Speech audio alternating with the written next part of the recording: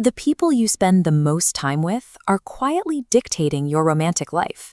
Psychologists refer to this invisible social current as friendfluence, the phenomenon where your immediate peer group dictates your habits, your relationship standards, and ultimately who you choose to date. By the end of this video, we will extract that abstract concept from your mind and turn it into a concrete, personalized strategy document. You'll map out exactly who is building your emotional resources up and who is draining them.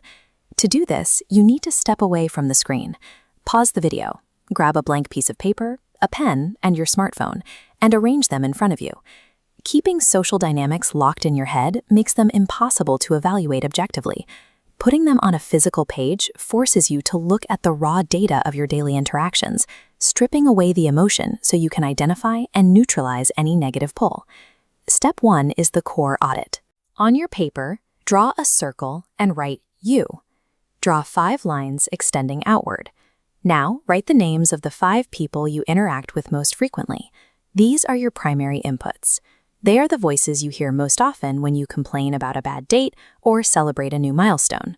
For step 2, we evaluate these 5 connections. You are going to grade each person based strictly on how their behavior impacts your personal and romantic goals. A positive influence in this context meets 3 specific criteria. They are supportive of your long-term goals, honest when you need perspective, and uplifting after you spend time with them.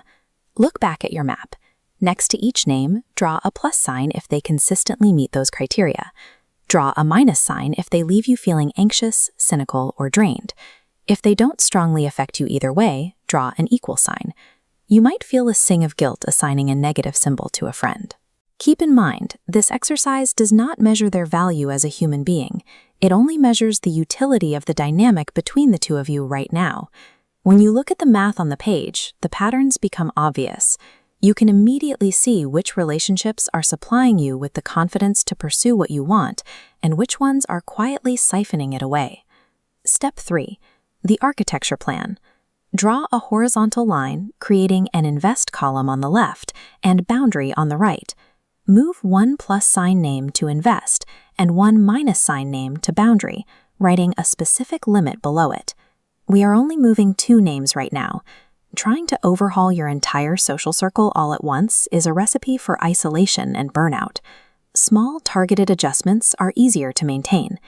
Establishing a boundary with someone in that right column is a mandatory defense mechanism for your own emotional bandwidth. It prevents you from absorbing their negativity, so you have the energy to focus on the relationships in the left column. Now for step 4. Pick up the smartphone you set aside earlier. We are going to execute the invest action immediately. Open a text message to the person in your invest column and type exactly this.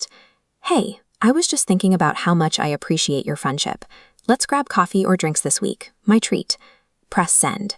Do it right now while you are still focused on the math of the page, before second guessing can creep in. Taking action in the present solidifies the intention.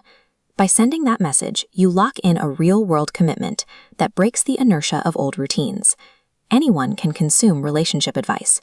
Hitting send is physical proof that you are shifting from a passive observer into an active designer of your life. Take a moment to look down at your completed paper, and then at the sent message on your phone. Look at this comparison. Before, these relationships were a tangled web of unexamined habits. Now you have a clean, structured map of your social environment. In minutes, you isolated your circle, graded their impact objectively, and initiated contact to strengthen it. Your social environment will shift over time. Schedule a recurring reminder in your calendar to repeat this exact audit every 6 months.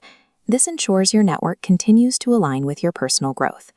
By continually assessing and adjusting these inputs, you strip away the invisible currents that dictate your choices for you.